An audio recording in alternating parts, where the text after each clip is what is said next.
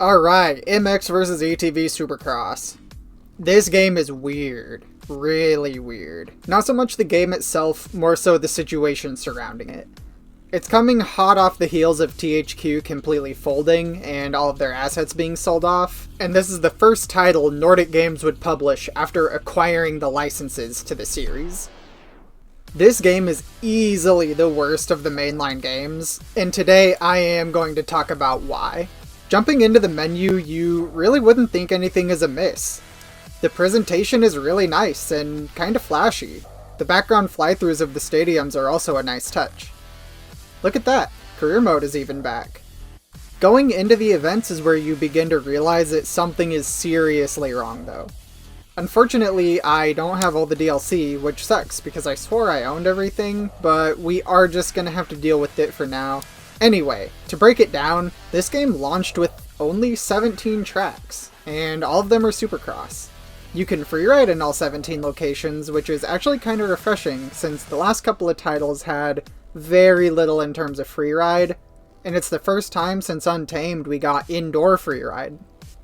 Some FMX ramps were thrown in to add a little variety, and all the tough blocks were removed to make them easier to ride around in. The stadiums actually look pretty good too.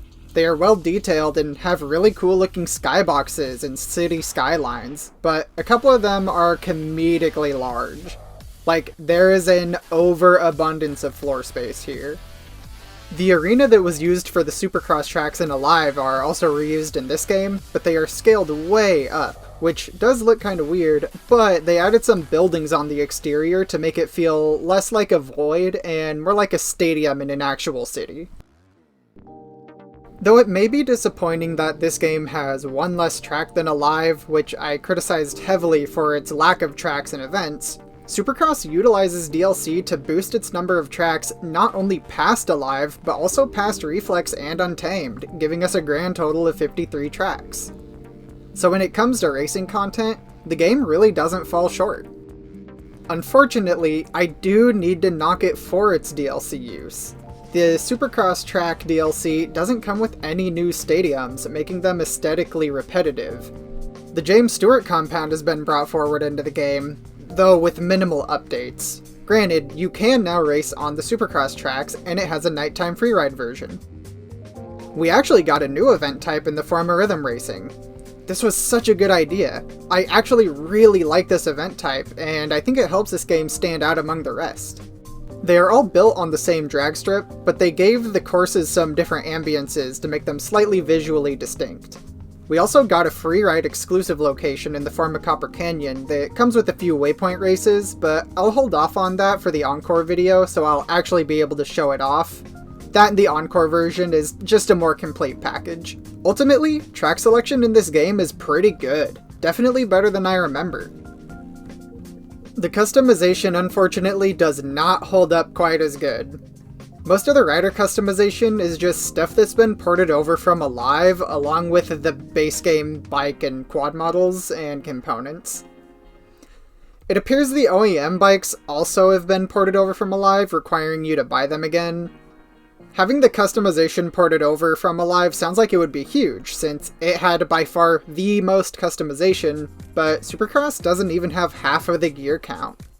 I don't have all of the rider cosmetics unlocked in the game, but it doesn't matter because it falls so short. Gear, for instance. I'm missing 4 sets. So let's say these sets have 5 colorways each, since that seems to be the most common number of colorways the gear has. That would put us a bit over 100 gear options. Nothing to scoff at, as that is a plenty sizable number. But that's not even half of what Alive had, and we didn't get any DLC gear to help boost that number, and very little of it is actually new to this game. Vehicles got a bit of a hit as well, having less graphics and other components. We did, however, get the addition of some bonus freeride vehicles from Alive added to the vehicle pool, plus a 2-stroke DLC that comes with 252 strokes and 500s, meaning, for the first time since Unleashed, we have the full gamut of bike CC sizes, which is really cool to see. There isn't anything else to this game that isn't better off left for the Encore video. The customization, despite being mostly made up of another game's catalog, falls very short in terms of bringing new things to the table or building on the already existing system. With that said, we did see some legacy content return in the form of the 50cc, 250cc, and the 500 bikes, plus the addition of a 650 bike and ATV. It has a very good selection of tracks, brought in a brand new event type, plus reintroduced waypoint and freeriding in every location, which is great to see. Unfortunately, there is an elephant in the room, being the clunky, unpolished gameplay. Actually, I haven't done this a whole lot in the series, but I'm gonna touch on the physics and general gameplay. As just stated, this game feels super unpolished. The gameplay mechanics feel clunky, riding around feels janky and unnatural. The clutch boost and preload are both insanely powerful, and yet somehow the game just feels sluggish, like your bike is always in the wrong gear. Everything about the game just feels unnatural, except for one thing. The whips and scrubs are actually far better than I remember them being, but I am absolutely trash, so I am doing them no justice. To add to that rushed feel, the outdoor tracks, specifically the straight rhythms in this instance, run really badly. I don't remember the frame rates being so low on these tracks, but it had been a very long time since I played this game. With all that being said, it kinda makes sense if you think about it. Let's break down the build up to this game real quick. THQ declared Chapter 11 bankruptcy in December of 2012 and was completely defunct by the end of January of 2013. A few months later, in April of 2013, Nordic would acquire a large portion of these games, one of which being MX vs. ATV. MX vs. ATV Supercross would release in October of 2014, which means if Rainbow was somehow able to start the exact day the MVA games fell into Nordic's hands, they would have had 18 months to make this game, which is already upwards of 6 less months than the other games had, and I seriously doubt they were given a full 18 months to make this game. This game was not a very good start to the MX vs. ATV series revival, but I don't think it's as bad as a lot of people make it out to be. There is still a lot to be said about this game, both good and bad, and I will cover all of that in the Encore video since it's just a better, more well-rounded game. I know it's a weird decision giving these games 2 different videos since it's going to make this one feel a little underdeveloped, but I think a half-finished retrospective is the best way to talk about a half-finished game. Small channel update to tack on to the end of this video. As of the Alive video, there is no more tier list.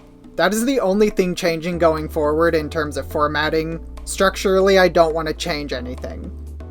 Video length might increase just a little bit so I can squeeze more stuff in. I cut a large portion of the Reflex video that talked about the career mode, the bonus modes that came with it, and a bunch of grievances I have with the game. I also cut an entire portion of the Alive video dedicated to the ATVs. I never even showed gameplay of me using one, nor did I show any customization, and I feel like that was a huge disservice, especially since I made the effort to give them the time of day in the prior videos. You will never see a perfectly even split between the bikes and ATVs from me, since I am biased, but they make up half of the title and to me are a very important component to the games, and I don't want to have that happen again. Second thing, I'm going to start covering games that aren't MX vs. ATV related. That doesn't mean I'm going to stop making MX vs. ATV content, it just means that you're going to start seeing some other games on this channel. While right now I plan on keeping it mostly Rainbow Studios exclusive, with it getting colder outside and winter soon being upon us, I do have a more self-indulgent video I want to make. I'm not going to promise more videos per se, but I do want to make an attempt to get more content out, so watch out for that. Thank you for watching and listening to me ramble about these games I love so much, and I hope I'll see you in my future videos.